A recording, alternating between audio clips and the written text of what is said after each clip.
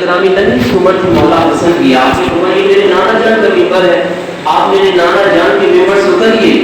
تو وہ سید الصحابہ جانشین مصطفیٰ جن کے اندر جن کے ماتحت تمام صحابہ تھے، لیکن آپ نے سختی کا مظاہرہ نہیں کیا، آپ نے یہ کلمات نہیں کیے. کہاں یہ چھوٹا سا بچہ اور کہاں وقت کے امیر المؤمنین کو، کہاں وقت کے سید الصحابہ، کہاں وقت کے سید الصحابہ کو یہ بچہ ممبر رسول سے اترنے کی بات کر رہا ہے. ہرگز نہیں. مولا حسن نے جب یہ فرمایا آپ میرے نانا جان کے ممبر سے اتریے، نہایت عقیدت اور احترام کے ساتھ مولا ابو بکر صدیق اکبر ممبر رسول سے اتر کر آپ مولا حسن سے پیار فرما رہے ہیں. نہ تماچا رسید نہیں کیا، غصے کا مظاہرہ نہیں کیا، نفرت کا مظاہرہ نہیں کیا. مولا حسن نے آقا صدیق اکبر کو ممبر رسول سے اترنے کو کہا. وہ امیر المؤمنین سیدنا صدیق اکبر ممبر رسول سے اتر کر مولا حسن رضی اللہ تعالیٰ سے پیار فرمانے لگے. یہ رحماء بینہم کی تفسیر. لیکن یہی صدیق اکبر کی ذات اشداء علی الکفار کی تفسیر میں دیکھیں، آپ کا گزر ہو رہا تھا، ہزاروں کی تعداد میں یہودیوں کی بھیڑ جمع تھی، اور وہ بڑا یہودی کھڑا ہو کر ممبر پہ اسپیچ دے رہا تھا، گفتگو کر رہا تھا. عزیزان گرامی، اور اللہ رب العزت نے جو ہم پہ 5 فرائض کیے اس میں سے ایک زکات بھی ہے. تو وہ یہودی زکات کو لے کر ہمارے اور آپ کے مولا عز و جل کی شان میں نازیبہ کلمات کہہ رہا تھا. اور جب یہ آواز مولا جناب صدیق اکبر رضی اللہ عنہ کے کانوں میں آئی، یہ یہودی میرے رب کی شان میں گستاخی کر رہا ہے، میرے رب کی شان میں بے ادبی کر رہا ہے، تو ہزاروں یہودیوں کی تعداد کو چیر پھاڑ کر مولا صدیق اکبر اس یہودی کے پاس جا کر یہودیوں کے بیچ میں ان کے بڑے عالموں کو انہوں نے ایک تماچا زوردار رسید کیا. عزیزان گرامی، یہ ہے اشداء علی الکفار. ابھی یہی صدیق اکبر کی ذات تھی جو نبی سی عمر کے مولا حسن نے فرمایا آپ میرے نانا جان کے ممبر سے اتریے. آپ خوشی خوشی اتر کر مولا حسن کو پیار فرما رہے ہیں. لیکن اس کے بعد عزیزان گرامی اسی صدیق اکبر کی ذات ہے جب آقا جان اللہ تعالیٰ کی شان میں نازیبہ کلمات کہے جا رہے تھے، آپ نے اپنی جان کی پرواہ نہیں کی. آپ نے ایک لمحہ بھی نہیں سوچا یہاں تو ہزاروں کی تعداد میں یہودی ہیں اور میں اکیلا اگر اس یہودی کے پاس گیا اور اسے تماچا رسید کیا تو میری جان کے لالے پڑ جائیں گے. نہیں، آپ نے ایک لمحہ بھی نہیں سوچا، بلکہ رب تعالیٰ کی گستاخی آپ نے برداشت نہیں کی. اور یہی حقیقی معنوں میں ایمان والوں کی پہچان ہے. ارے حقیقی اولاد اپنے باپ کی گستاخی سننا برداشت نہیں کرتا. حقیقی حلالی اولاد اپنے ماں باپ کے شان میں نازیبہ کلمات سننا برداشت نہیں کر سکتا. تو اپنے نبی کا وفادار امتی اپنے نبی کی شان میں اپنے نبی کی گستاخی کیسے برداشت کر سکتا ہے؟ عزیزان گرامی، جب اس نے رب تعالیٰ کی شان میں گستاخی کی، اپنی جان کی مولا صدیق اکبر نے پرواہ نہیں کی اور اسے جا کر اس کی زبان میں اس کو سمجھایا. ایک تماچا اسے زوردار تماچا آپ نے رسید کیا. یہ ہے عزیزان گرامی رحماء بینہم اور اشداء علی الکفار کی تفسیر میں صحابہ کرام کی ذات. اور دیکھیں جناب سیدنا عمر فاروق اعظم رضی اللہ تبارک و تعالی جن کے بارے میں حضور کا فرمان موجود ہے، جس کا مفہوم اگر میرے پاس کوئی نبی ہوتا تو عمر کی ذات ہوتی. کون عمر؟ اس زمانے میں اگر رشیا امریکہ وغیرہ اپنے آپ کو سپر پاور کہتے ہیں، بہت مضبوط طاقت اپنے آپ کو کہتے ہیں، تو اس زمانے کی بہت ہی مضبوط سپر پاور جو قومیں تھی، جو ملک تھا، وہ تھا کیسر و کسرا. ان کو اپنی طاقت پہ بڑا ناز تھا، بڑا غرور تھا، بڑا گھمنڈ تھا. لیکن عزیزان گرامی، کیسر و کسرا بادشاہ کیسر و کسرا بھی جس کے نام سے تھراتے تھے، اسی ذات کا نام عمر فاروق اعظم ہے. عمر فاروق اعظم کا روز و دبدبہ محض انسانوں میں نہیں بلکہ شیطان بھی آپ کے نام سے خوف کھایا کرتے تھے. آپ جس راہ سے گزرتے شیطان راستہ چھوڑ کر بھاگ جاتا. اس جلیل القدر صحابہ جناب عمر فاروق اعظم رضی اللہ عنہ جب امیر المؤمنین ہوئے، آپ کی جو مسند تھی غلبت ٹاٹ کہہ لیجیے، ٹاٹ آپ نے دیکھا ہوگا جس میں آلو وغیرہ پہ جاتے تھے، آپ کو وہ بھی پلاسٹک کہا تھا. ٹاٹ آپ جانتے ہیں. تو جو آپ کی مسند تھی غلبت ٹاٹ تھی، ٹاٹ کا وہ کپڑا تھا، آپ اس پہ بیٹھا کرتے تھے. تو ایک صاحب آیا اور اس نے کہا امیر المؤمنین آپ نے مالک غنیمت سے یہ ڈبل ٹاٹ کیوں بچھایا ہے؟ حساب کس سے لے رہے ہیں بھائی؟ حساب کس سے لے رہے ہیں؟ وقت کے امیر المؤمنین سے، جس سے بادشاہ کیسر و کسریٰ کھٹاتے ہیں، جس کے نام سے کافروں کی نیندیں غائب ہو جاتی ہے، اس جلیل القدر صحابی عمر فاروق اعظم سے حساب لے رہے ہیں۔ آپ نے ڈبل ٹائٹ کیوں بچھایا ہے؟ عزیزان گرامی، لیکن رحماء بینہم کی تفسیر دیکھیں، آپ نے جلال کا مظاہرہ نہیں کیا، آپ غضبناک نہیں ہوئے، بلکہ آپ نے نہایت ہی رحمدلی کا مظاہرہ فرمایا۔ چونکہ سوال کرنے والا مومن تھا تو رحماء بینہم کی تفسیر آپ یہاں پر نظر آئے۔ آپ نے فرمایا سوال کرنے والے بات دراصل یہ ہے، یہ جو میری مسند ہے، یہ جو جس پہ میں بیٹھا ہوں، بہت سال سے میں اسی پہ بیٹھا ہوں، تو بیٹھتے بیٹھتے یہ کھس چکی ہے، تو جو وہی ٹاٹ ہے، میں نے ڈبل ٹاٹ نہیں بچھایا ہے، جو ٹاٹ کھس چکی تھی اور اس کا جو دوسرا حصہ باقی تھا، میں نے اس کو فولڈ کر لیا، اس کو موڑ لیا ہے، اسی کو ڈبل کر لیا ہے۔ میں نے ڈبل ٹاٹ نہیں رکھی ہے، ایک ہی ٹاٹ سی، اسی کو میں نے ڈبل کر لیا ہے۔ عزیزان گرامی، اسی عمر فاروق اعظم سے ایک دفعہ اور سوال ہوا، ایک جنگ میں مال غنیمت پہ کپڑا تقسیم ہوا، لوگوں کو کپڑا ملا تو کسی کا جبہ مکمل نہیں ہوا، لیکن عمر فاروق اعظم کا جبہ مکمل تھا، تو آپ بیان فرما رہے تھے، کسی نے روکا، آپ فرمایا اے امیر المؤمنین، ہم کو بھی مال غنیمت میں کپڑا ملا لیکن ہمارا تو جبہ پورا نہیں ہوا، آپ کو جبہ کیسے پورا ہو گیا؟ امیر المؤمنین سے حساب لیا جا رہا ہے۔ عزیزان گرامی، آپ نے یہاں بھی مظاہرہ رحمدلی کا فرمایا، آپ نے فرمایا دراصل بات یہ ہے، آپ کو بھی کپڑا تقسیم میں مال غنیمت میں ملا، مجھے بھی کپڑا مال غنیمت میں ملا۔ یقیناً یہ کپڑا اتنا تھا کہ ایک جبہ تیار نہیں ہو پاتا، لیکن جس جنگ میں آپ اور میں گئے تھے اسی جنگ میں میرا بیٹا بھی شریک تھا، تو میرے ساتھ ساتھ میرے بیٹے کو بھی مال غنیمت میں کپڑا ملا تھا، تو ایک کپڑے میں میرا جبہ نہیں تیار ہو پا رہا تھا، میرے بیٹے کا بھی جبہ تیار نہیں ہو پا رہا تھا، اور جو جبہ میں زیبتن کر رہا تھا کئی سالوں سے، وہ کئی جگہ سے پھٹ چکے تھے، تو میرے بیٹے نے اپنا کپڑا دے دیا کہ بابا جان آپ کو زیادہ ضرورت ہے، یہ میرا کپڑا لے لیجیے اور آپ اپنا مکمل جبہ سلوا لیجیے۔ تو یہ جو میرا مکمل جبہ دیکھ رہے ہو، اس میں میرا بھی کپڑا اور میرے بیٹے کا کپڑا ملا ہے، تب یہ جا کر مکمل ہوا ہے۔ یہ آپ ان کی رحمدلی دیکھیں، آپس میں رحمدل، کوئی بھی سوال کرے، کیسا بھی سوال کرے، سوال کرنے والا اگر حضور کا غلام ہے، نوکر ہے، آپ نے کیسا بھی سوال ہو، آپ نے رحمدلی کا مظاہرہ فرمایا ہے۔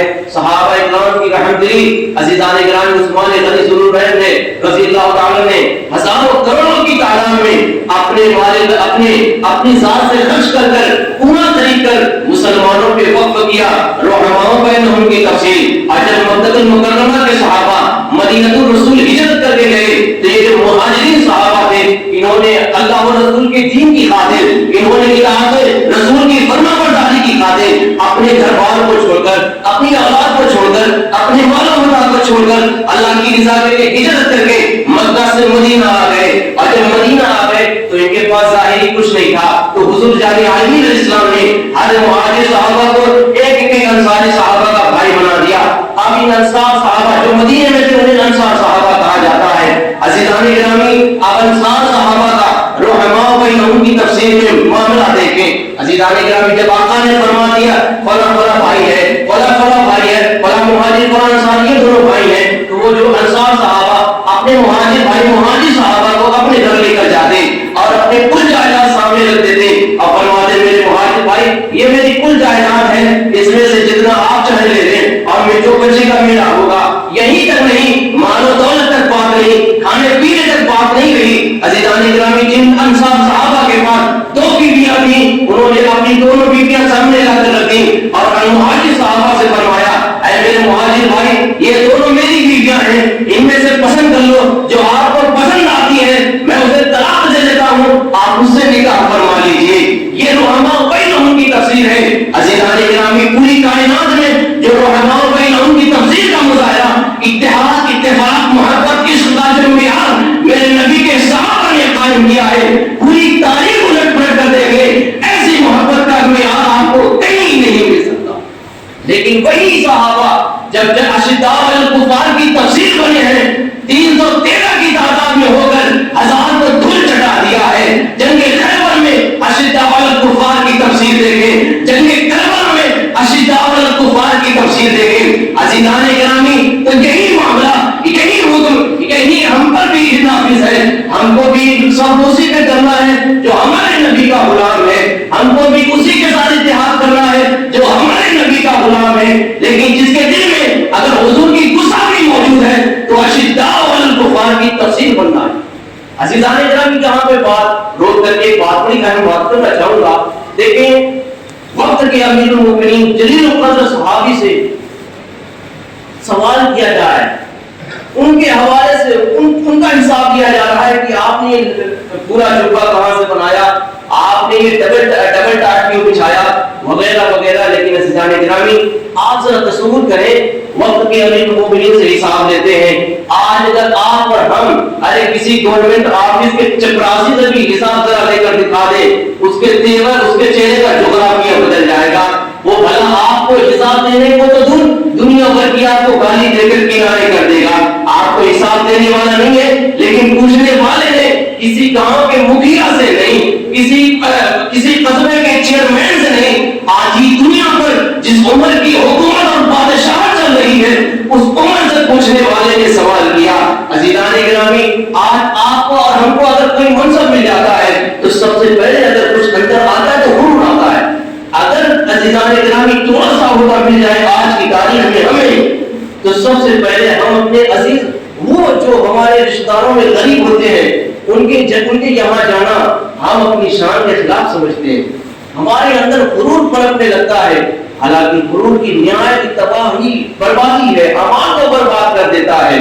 عزیزان گرامی لیکن دیکھیں نبی پاک علیہ السلام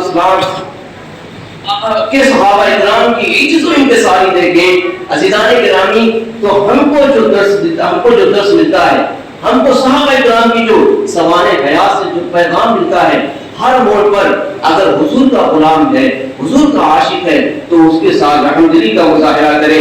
ہم نے ایسے بھی دیکھے، آپ نے بھی دیکھے ہوں گے کہ ماں باپ نے ان کی تعلیم کے لیے، ان کی تربیت کے لیے اپنی زمین تک بھی گروی رکھ دی، اپنے زیورات اپنے زیورات بھی پیش دیے کہ میرا بیٹا اچھی تعلیم حاصل کر لے، میرا بیٹا اچھی تعلیم حاصل کر لے۔ اور اگر ایک وقت وہ بھی آیا کہ بیٹے کو سرکاری نوکری ملنے کا چانس تھا تو ماں باپ نے اپنے گھر کو بھی داؤ پہ لگا دیا، زمین کو بیچ دیا، جو گھر میں قیمتی شے تھی ماں باپ نے بیٹے کی تربیت کے لیے، مطلب آنے والی زندگی میرے بیٹے کی زندگی راحت اور چین کے ساتھ گزرے، اس لیے ماں باپ نے اپنی زمین اپنے زیورات کو بیچ دیے۔ لیکن جو ہی بیٹے کو سرکاری نوکری ملی، ماں اور بیٹا جو ہے ماں باپ کا نافرمان ہو گیا، حال چال لینے کے روادار نہیں۔ عزیزان گرامی یہی حال ہمارا۔ دیکھیں اب ذرا دیکھیں کس بات کا غرور ہمارے اندر، کس بات کا، آپ اور میں دونوں کے لیے ہم مخاطب ہیں، آپ کے بھی نفس سے، میں اپنے نفس سے۔ کس بات کا غرور؟ یار ہم مٹی سے پیدا ہوئے اور مر کر مٹی میں ملنا ہے، اور جو ہی اس جسم میں جب تک جان ہے آپ کو سلام ہے، آپ کا احترام ہے، آپ کا نام ہے۔ جو ہی اس جسم سے روح نکل گئی، جس دن حضرت ملک الموت نے ہم سے ملاقات کر لی، یار اس جسم کو جس بنا پہ، اس کی خوبصورتی کی بنا پہ، اس کی کارکردگی کی بنا پہ ہم آج اگر غرور اور تکبر میں ہیں، اپنی لکھاوٹ، اپنی پڑھائی، اپنی گفتگو کے بنا پہ، اپنی دولت کے بنا پہ اگر اس جسم کے بلبوتے پر اگر آج ہم عزیزان گرامی غرور کی آگ میں جل رہے ہیں، یاد رکھیے جس دن اس جسم سے روح نکل گئی تو یار یہ اتنا محتاج ہے، اتنا زیادہ محتاج ہے کہ اپنے اوپر پانی ڈالنے کا بھی گوادار نہیں، اپنے سے غسل کرنے کے بھی قابل نہیں رہ جاتا۔ عزیزان گرامی اگر اس کے اوپر معمولی سی چیٹی بھی چل رہی ہے نا، اس چیٹی کو بھی ہٹانے کی قدرت نہیں رکھتا، اس قدر محتاج ہے تو پھر غرور کس بات کا ہے؟ عزیزان گرامی آج اگر ہم اپنے آپ سے سنور رہے ہیں، بن رہے ہیں عزیزان گرامی، لیکن وہ وقت آئے گا کہ ہم اپنے آپ سے نہانے کے قابل نہ رہیں گے، ہم اپنے آپ سے کپڑا پہننے کے قابل نہ رہیں گے، تو وہ وقت بڑا قریب آنے والا ہے۔ آپ سمجھ رہے ہیں کہ میں ٹھیک ہوں، میں سمجھ رہا ہوں ماشاءاللہ بڑا ٹھیک ہوں، لیکن موت کا کوئی ٹھکانہ نہیں۔ ہر کیا آپ کو بتا 25 ستمبر ستمبر کا ہی مہینہ ہے، 25 ستمبر کی بات ہے۔ 25 ستمبر کو ایک شخص جو ہے عمرہ کے لیے جانے والے تھے، زیارت حرمین شریفین کے لیے جانے والے تھے۔ اب آپ ذرا تصور کریں انسان کی زندگی کا جو اگر کوئی سفر سب سے عظیم اور سب سے کیفیت والا ہوتا ہے اور جس کی انسان مومن خواہش کرتا ہے وہ سفر مکہ المکرمہ اور مدینہ الرسول کا سفر ہے۔ عزیزان گرامی، آپ ذرا تصور کریں جس شخص کو یہ ہو کہ مجھے اسی ہفتے میں عمرہ کے لیے زیارت کعبہ شریف کے لیے زیارت مدینہ کے لیے جانا ہو تو وہ کس قدر اس کے خیالات میں ڈوبا ہوا ہوگا۔ لیکن ہفتے کی بات نہیں تھی، اس صاحب کو 25 تاریخ کو جانا تھا عمرہ کے لیے۔ میں سمجھتا ہوں شاید و باید ان کے ذہن میں موت کا خیال رہا ہو، ان کے ذہن میں اگر کچھ خیال رہا ہوگا تو یہی رہا ہوگا میں مکہ جا کر کبھی مزدلفہ جاؤں گا، کبھی مینا جاؤں گا، کبھی عرفات جاؤں گا، کبھی آب زمزم پیوں گا، کبھی طواف کعبہ کروں گا، کبھی مقام ابراہیم پہ جاؤں گا، کبھی قدم ابراہیم کی زیارت کروں گا، کبھی صفا مروہ کی سعی کروں گا، کبھی مدینہ الرسول جاؤں گا۔ یہ تمام خیالات ان کے دل میں رہے ہوں گے، ان کے ذہن میں رہے ہوں گے۔ لیکن عزیزان گرامی، 24 ستمبر کا دن آیا، اچانک ان کو موت اپنے ساتھ لے کر چلی گئی۔ 25 ستمبر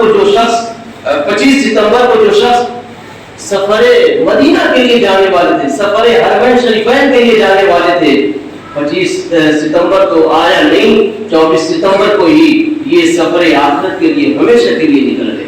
عزیزان گرامی، ان کا سب کچھ اوکے ہو چکا تھا۔ اس بات سے آپ سمجھ سکتے ہیں کہ وہ بالکل ٹھیک رہے ہوں گے، وہ جسمانی طور سے بھی بالکل صحت مند رہے ہوں گے۔ لیکن عزیزان گرامی، ایک دن پہلے اچانک ان کی موت ہو گئی۔ یار اسی طرح تو ہم بھی سمجھ رہے ہیں نا، آپ بھی تو سمجھ رہے ہیں کہ یار مجھ کو تو نہ سردی نہ بخار نہ زکام کچھ بھی تو نہیں ہے، بلکہ کیسے موت آئے گی، موت آنے سے پہلے 1 سال میں بیمار پڑوں گا، یہ ہوگا وہ ہوگا، آپریشن ہوگا، اسپتال میں بھرتی ہوں گا۔ عزیزان گرامی، ایسا کچھ نہیں۔ رب تعالیٰ نے ہماری اور آپ کی موت کس طرح لکھی ہے آپ اور میں نہیں جانتے۔ عزیزان گرامی، تو اللہ تعالیٰ کی خفیہ تدبیر سے ہمیں خوف رکھنا چاہیے، ہر لمحہ ہمیں اپنی موت کو یاد کرنا چاہیے۔ اور یاد رکھیے، موت کو یاد، موت سے ڈر کر نہیں کرنا ہے، موت کو یاد کرنے کا حکم اس لیے ہے کہ موت کی یاد دنیا سے بے رغبتی پیدا کرتی ہے، موت کی یاد دنیا کی محبت دل سے نکالتی ہے اور آخرت کی محبت دل میں بٹھاتی ہے۔ جب بندہ موت کو کثرت سے یاد کرتا ہے تو اس کے دل سے دنیا نکلتی رہتی ہے اور وہ اللہ اور رسول کی رضا والے کاموں میں زندگی بسر کرنے والا بن جاتا ہے۔ یہی عزیزان گرامی ہم کو پیغام دیا جاتا ہے۔ تو ہر لمحہ ہر وقت ہم کو اپنی موت کو یاد کرنا۔ آج کے تاریخ میں آپ کو بھی پتا ہوگا، ہندوستان بالخصوص یو پی کے اکثر صوبے اور اکثر محلے بستیوں میں ڈینگو کا مرض پھیلا ہوا ہے۔ عزیزان گرامی، اللہ کا فضل ہے، ذرا آپ کہہ لیجیے الحمدللہ، کہہ لیجیے اللہ رب العزت کا فضل ہے، اس کا شکر ہے آپ اور ہم جمعہ کی نماز کے لیے مسجد میں آئے ہیں، ورنہ کتنے بیچارے ایسے ہیں جو ڈینگو کے مرض کا شکار ہو کر بستر مرض پر اسپتال میں لیٹے ہوئے ہیں۔ یہ اللہ کا فضل ہے نا کہ ہم الحمدللہ محفوظ ہیں اور اس کی عبادت کے لیے مسجد میں آ گئے ہیں۔ عزیزان گرامی، رب تعالیٰ کا فضل ہے، اس کے فضل کا شکر ادا کریں، اس کی نعمت کا شکر ادا کریں۔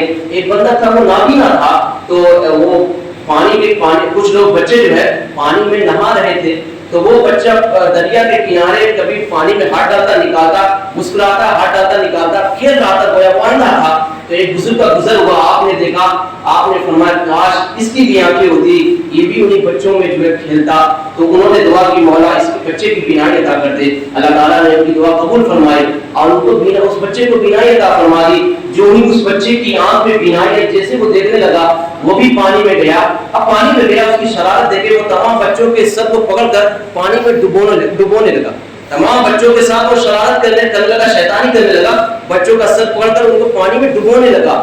تو اس بزرگ نے جنہوں نے دعا کی، جس کی دعا کی برکت سے اس کی آنکھ آئی، انہوں نے کہا مولا میں سمجھ گیا، اس کو تو نے اندھا کیوں کیا تھا۔ عزیزان گرامی، اگر کوئی اندھا ہے تو اس میں بھی رب تعالیٰ کی حکمت ہے، کوئی بہرا لولا لنگڑا ہے تو اس میں بھی رب تعالیٰ کی حکمت ہے۔ لیکن اگر ہمارے پاس یہ بھی ہے، ہمارے فکر کے لیے یہ بات کہنا چاہتا تھا، اگر کوئی اندھا ہے، لولا ہے، لنگڑا ہے تو قیامت میں اس کے ہاتھ، اگر لنگڑا ہے تو ہاتھ پیر سے سوال نہیں، اندھا ہے تو آنکھ سے سوال نہیں۔ لیکن اگر ہمارے پاس جسم کے تمام اعضاء سلامتی کے ساتھ آدھا ہے تو یاد رکھیے ہاتھ سے بھی سوال کیا جائے گا، آنکھ کے بھی حوالے سے سوال ہوگا، زبان کے بھی حوالے سے سوال ہوگا، قدم کے بھی حوالے سے سوال ہوگا۔ اس لیے مرنے سے پہلے موت کی تیاری کیجیے۔ اللہ رب العزت کہنے سننے سے زیادہ عمل کی توفیق عطا فرمائے۔ آج یا سب میری زبانوں پھر سے کوئی بھی کفریہ کلمات و پھر آپ سب کو دعا بنا کر سچی توبہ کرتا ہوں۔ میرا رب کی توبہ قبول فرمائے۔ سبھی پڑھ لیجیے استغفر اللہ ربی من کل ذنب واتوب الیہ توبہ لا الہ الا اللہ محمد رسول اللہ۔ جو سنت نہیں پڑھے